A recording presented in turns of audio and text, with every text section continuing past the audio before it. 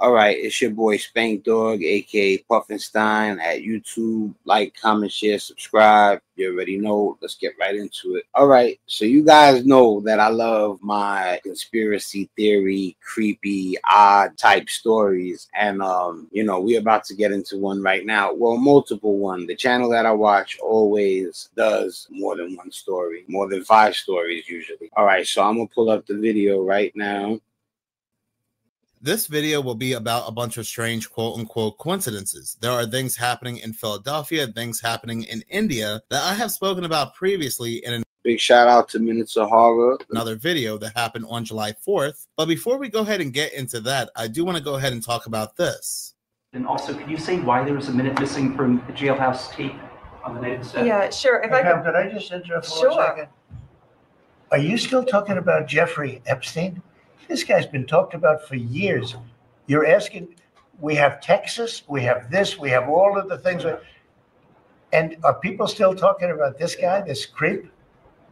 That is unbelievable. Do you want to waste the time, and do you feel like answering? I don't mind answering. I mean, I can't believe you're asking a question on that at a time like this, where we're having some of the greatest success and also tragedy with what happened in Texas. It just seems like a desecration, but you go ahead. Sure. Didn't most of us anyway just find out about this yesterday? Now look, there are other horrifying things. I mean, I think this is the first time that I'm sharing something about the cell and them saying that the video is tainted and that time is missing from certain gaps. I'm not sure if when I covered him last time, if he made mention of this or not. But if this is the first time, this is very suspect. And I'm pretty sure a lot of you guys out there definitely find what's going on with this video suspect. I'm going to let them keep going. Currently taking place, like, yes, what's happening in Texas, what's happening in North Carolina, what may happen in Eastern Pennsylvania. But this administration ran on the fact that they were going to expose these files. We just had phase 1. I was expecting that we were going to get phase 2, phase 3, things like that. And don't think that I don't feel bad for Texas. That goes without saying. I would volunteer out if I was out there in Texas. You know, there's certain things. I don't even want to do the whole what I would do. But what I'm saying is that that's number one above everything. For all the people in Texas, God bless you guys. I pray for you guys. The dude that they're speaking of, he was accused of committing, you know, pretty messed up stuff. For you to try to use the tragedy in Texas to make it seem like it's okay to forget about what happened to Jeffrey Epstein, that doesn't make sense. But I knew, and many others knew, that nothing was going to come of this. There would be no mass arrest, all these high-profile people getting in trouble and being exposed with their connections to this entire case, to trafficking, and so forth. They want us to believe that Ghislaine was guilty of trafficking. That was one of the charges she was guilty of. But the only people she trafficked to was to her and Jeffrey. Nobody else. That is what that don't make sense. They want us to believe. Now, this whole thing was one big distraction. What Jeffrey did was very real. He did have a lot of people he blackmailed. But the fact of them investigating, telling us that people would go down, phase 1, phase 2 of the files, getting us very hyped up that they were going to go ahead and release this information, that was the distraction. And as coincidence may have it, the Diddy case, another distraction, concluded in the exact same week that this whole Jeffrey stuff concluded. And there was another case that really hooked the United States, was the Idaho 4 case and Bryan Kohberger. You know, they want to get rid of problems. And out of nowhere, on the exact same day that the Diddy trial had concluded, Bryan Kohberger admitted to being guilty. So that case also concluded. But going back to the Jeffrey case, I mean, if you're going to go ahead and distract the public with this case for quite some time, I mean, I see no problems with talking about it a little bit more. People have answers. There was a minute missing from the tape, and Pam Bondi, she gives her best explanation as to why a minute was missing. We're going to see the light of day. To him being an agent, I have no knowledge about that. We can get back to you on that. And the minute missing from the video, we released the video showing definitively the video was not conclusive, but the evidence prior to it was showing he committed. And what was on that, there was a minute that was off the counter. And what we learned from Bureau of Prisons was every year, every night, they redo that video. It's old, from like 1999. So every night the video is reset, and every night should have the same minute missing. So we're looking for that video to release that as well, showing that a minute is missing every night. And that's it. No, that's not it. All you got to do is cut a minute out of every video you show, and then it looks exactly like the Jeffrey Epstein video. Any video could be doctored to have a minute missing from it. We were being distracted with this case for 6 years, and now that we're at the end and nothing absolutely makes no sense whatsoever, we have less information now than we do at the beginning. People rightfully have questions. Since we were being distracted with this for 6 years, what's another day or two of questions of things that don't make any sense whatsoever? So again, let people ask their questions, let them multitask, and the answer makes no sense whatsoever. So every night they go back to this one specific videotape and they delete that 1 minute. If I were to ask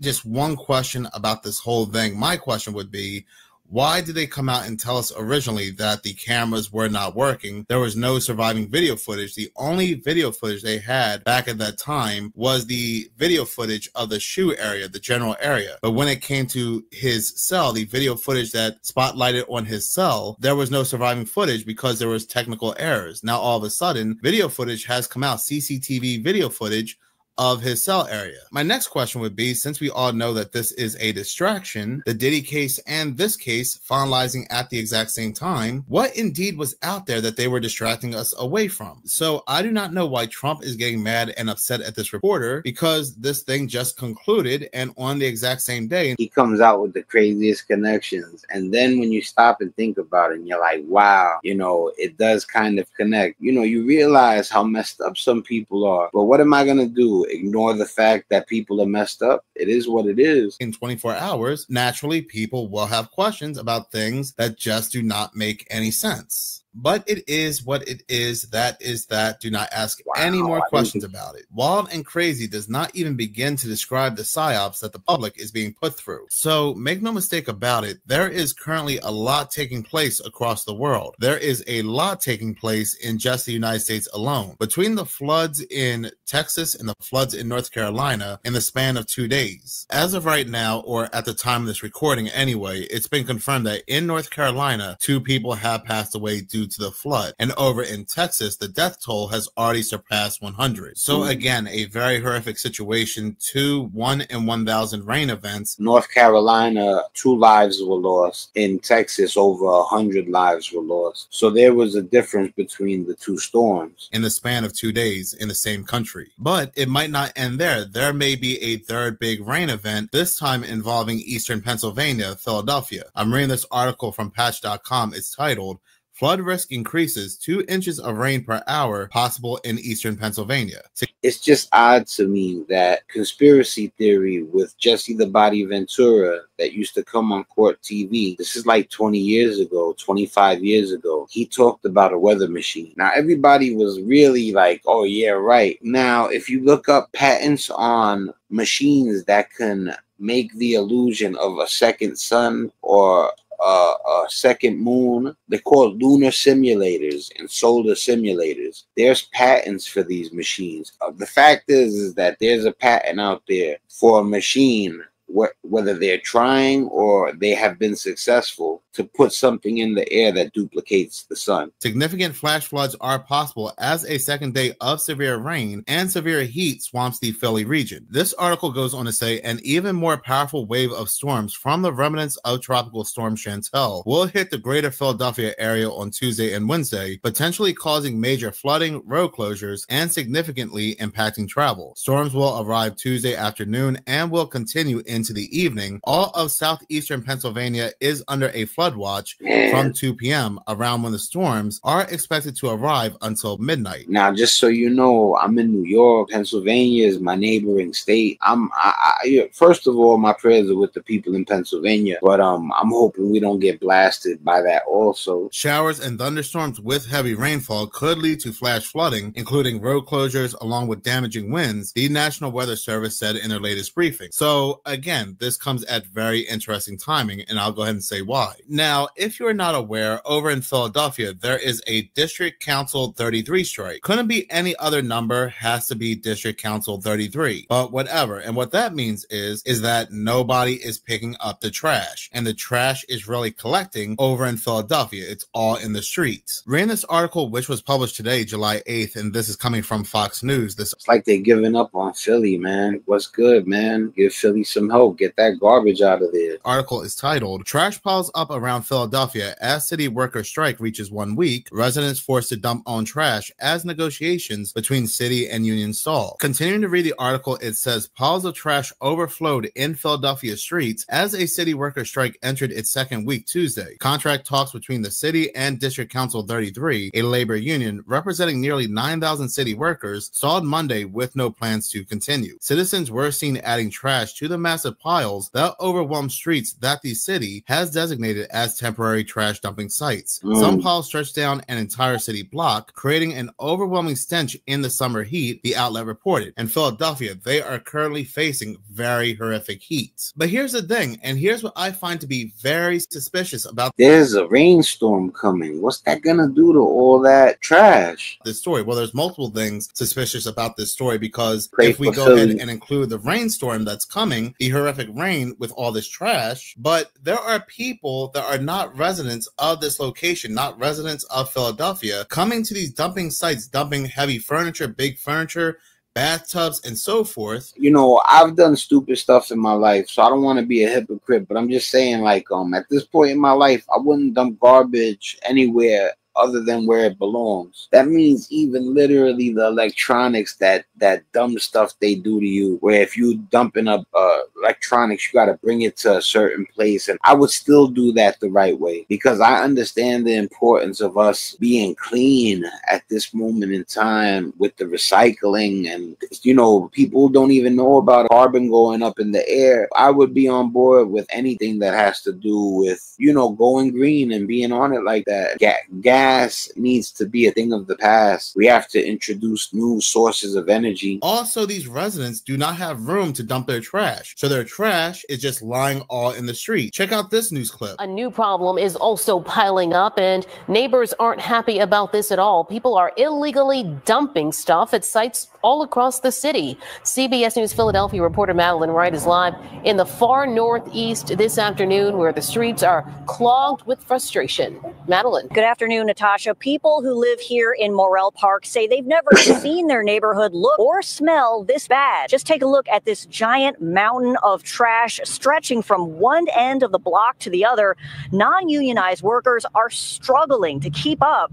This neighborhood drop. You have to be on board with trying to help in any way you can. This can come to your town. For everybody that thinks you can't be in the same position as another individual that's messed up, you're sadly mistaken. Yo, this is coming from a person that a lot of people, when they see me in action when I was young, they never thought I would be up here at 49 years old talking about be kind, but I am, because it's stuff a real person would say. Drop-off site has become a spectacle, with people stopping to take pictures here at Red Lion and Calera Roads.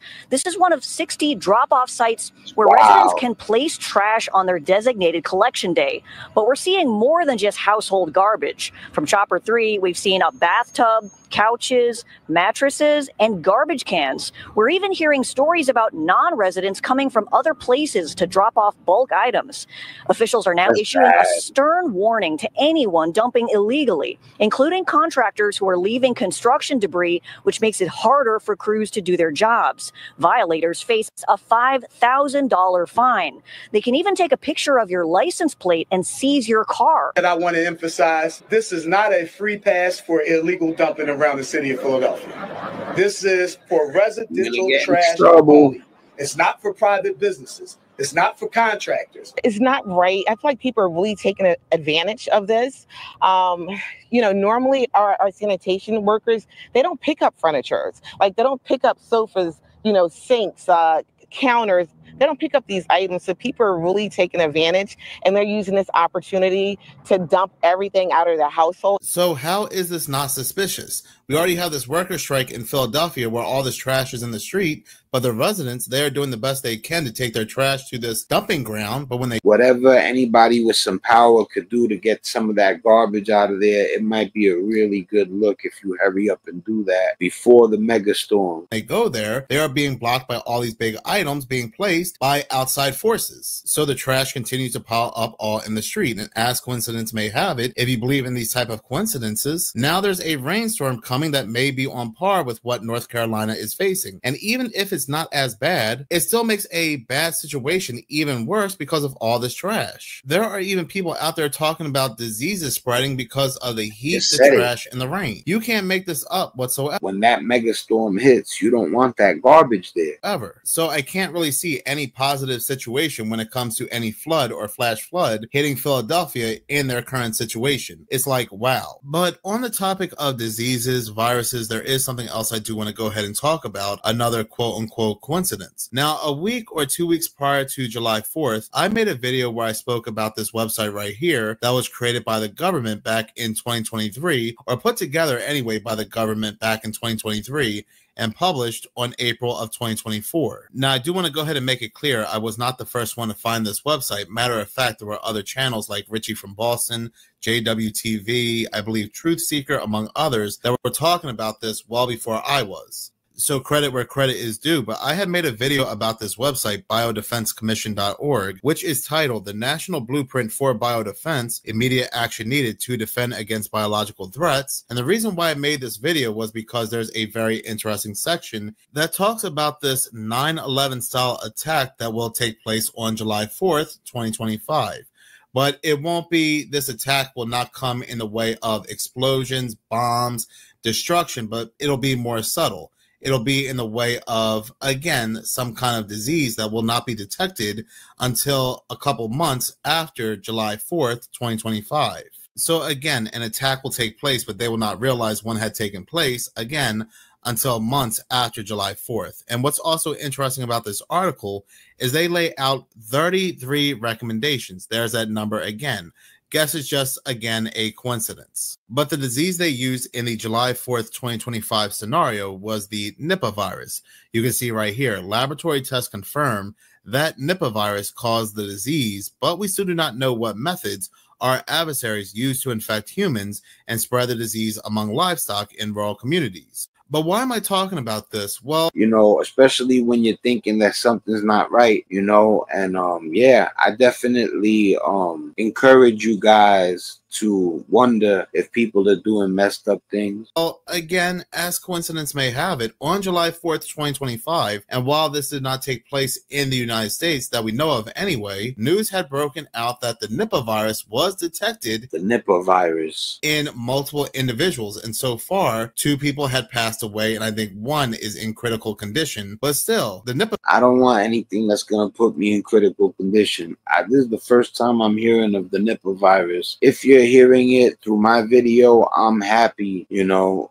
I'll even do a quick double check real quick. Nipah virus. The Nipah virus is actually a zoonotic virus, meaning it can be transmitted from animals to humans, with fruit bats of the family being the natural reservoir. Figures it comes from bats. The Nipah virus infection can cause severe illness, including encephalitis, again, just like the COVID, respiratory problems, with a high case fatality rate. Yeah, man, we don't need this. All right, I went and I researched that real quick, you know, with a trusted source. This way, I could be sure and not, you know, spreading any sort of misinformation. The virus has appeared in India on July 4th. The thing is, India, and I get it, India is not a stranger to the Nipah virus. They do get so many cases every year.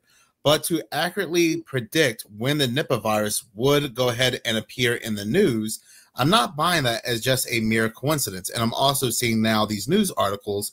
Take, for example, this news article from The Sun. Viral threat, teenage girl passes away from brain swelling Nipah virus, considered the next pandemic as officials detect a second case. of those who survive. Work on it already then. What are you going to do? Wait for it to lock us in our cribs? Start getting that vaccination. And I'm hoping that it's a certainty with this vaccination thing, because when COVID hit, they were like, you know, we'll have that. So it was almost like they were certain they were going to end up with the antidote or the cure. What's going on with this? If they're aware of it before it's spreading, why are they already not attacking the problem by creating without creating a vaccine? 1 in 5 are left with devastating brain damage from seizures to Jurassic personality changes. While India does indeed receive a handful of cases of the Nipah virus every year, I believe it's like 2 or 3 cases, with 2001 having the most, 66, they are saying as of July 4th, 2025, there were a total of 425 people across 3 districts that have been identified as contacts of the 2 women who could have come in contact at a social event. Among them, 12 are receiving treatment, including 5 in intensive care, while results for many are still awaited. So as I was... Those people never knew it was coming. You got to understand that, people. I don't try to scare people or nothing like that, but just the whole point of, like, you know, it's live your life. Definitely don't be scared. I definitely believe in no fear, but at the same time, try to be aware of what's going on. People feel like the news is scary, and I agree with them, but if it's factual news, then it might be helpful. Let's continue to read this article. A lot of people talk about the movie Contagion, which has to do about a global pandemic that ended a lot of lives, and a lot of people, they connect this movie to the C-19 as predictive programming for the C-19. But this article and other articles, they're going to tell us, well, no, it has nothing to do with the C-19. It actually has to do with the Nipah virus. And again, I'm reading this article which says Nipah, which inspired the blockbuster film Contagion, starring Gwyneth Paltrow, is a zoonotic virus. Contagion. This means it can be transmitted from animals to humans, much like the virus in the film, which I seen it. I remember when Gwyneth Paltrow, she gets it in Japan. Centered around a global pandemic. It attacks the brain, can spread from human to human, and has a fatality rate as high as 75%. Scientists are even saying how the Nipah could absolutely be the cause of a new pandemic. And this goes on to say how Nipah is one of the viruses that could absolutely be the cause of a new pandemic. Several things about Nipah are very concerning, and I guess it would be, given the fact that these things are always planned out, like the C-19 and Event 201. Event 201, where Bill Gates, the World Economic Forum, met together in October of 2019 to talk about this future pandemic. It said how they had plans to create some sort of global pandemic on purpose. If it's true or not, I do not know. And what they'll do to quell rumors and push back the pandemic and things like that. And as coincidence may have it, once again, the C-19 have broken out a month later. So this is really no different from this article right here and how the Nipah virus is really playing out. And while there's no approved cures or jabs for the Nipah virus, this came out today, July 8th. Tiny nanobody shows big promise in fighting Nipah and Hendra viruses. So what they want to go ahead and do is inject people with these tiny nanobodies that can reach very hard to reach spots and places to help fight back the Nipah virus. Now, isn't that such interesting timing as well? But again, watch this video because the quote-unquote coincidences keep rolling in, because the WHO, they fast-tracked a jab for the Nipah virus back in June. This video comes from the Weeping Prophet. Called the Nipah virus, trying to find out if there's any... Hey everyone, it's me, it's Jeremy. It's July 6, 2025, guys. So here over the last day and a half, I've been researching something called the Nipah virus, trying to find out if there's any validity to a document that showed up over the last week or two that talked about how on July 4th, 2025, terrorists could use the Nipah virus in a weaponized form to create a pandemic scenario. So I wanted to find out about it. I wanted to know. I never heard about Nipah, and I'm like, oh, okay, let me do some research. The couple of people I talked to initially were like, yeah, it's got a massive fatality rate, a very high fatality rate, but it will stop contagion because, you know, people won't be able to spread it to each other because those who contact it will most likely, unfortunately, not survive it. And I was like, well, that's kind of gruesome, but also, all right, well, maybe we won't have to worry about a spread and it will be. That's what happened with the Ebola virus. You know, I remember reading or watching something and they said the reason the Ebola virus didn't spread is because it's so vicious that it kills everything. It killed itself out, kind of. You know, if I got that right. Be isolated. Then I remembered variants and mutations, and I looked at what WHO was doing, and the WHO has authorized an emergency fast track for a vaccine starting back in June. And I've tried to share this article, and I've tried to share these articles, and it keeps shutting me down. It keeps taking my videos away and giving me all sorts of weird censorship things not even related to medical misinformation, election integrity, and all this kind of stuff. And I'm like, and it won't even let me appeal it. It's like an auto pull. Like there's no appeal process for this, okay? And I've been winning my appeals all week long. With this, you're supposed to be able to say, hey, wait, that's not misinformation. That's not breaking any rules. On everything, because I'm trying to share actual documents and like really prove why I talk about the things I talk about, putting the patterns together for you, okay? So I start looking into this NIPA, and of course they've not greenlit for use, but for, you know, development, fast track. Oxford and AstraZeneca, I believe, are now developing a new vaccine for this RNA virus known as Nipah. Okay. On July 4th, 2 cases all mysteriously pop up out of India. 2 cases on 4th of July. So I was like, this is really weird. This article comes up talking about July 4th, an attack. We have all these threats about attacks happening. JD Vance was just in India out of nowhere. And then boom, we have all these fireworks warehouses blown up and random fireworks being dropped off in DC. And it's just like, this is really weird. Full screen myself. Yeah. That's not good news. I'm ready to apologize for bringing that to y'all, but I'm not gonna. If anything, there's some people that might say, yo, Pufferstein, yo, Spank, you know, you was one of the first people telling us about the Nipah virus and to be careful, don't take it lightly. You know, survival is a thing. Survival is real. You know, don't think that we're not surviving just because we're not constantly faced with trials. You know what I'm saying? Be careful out there. Stay informed. It's your boy Spankdog. Much love. I'm out of here.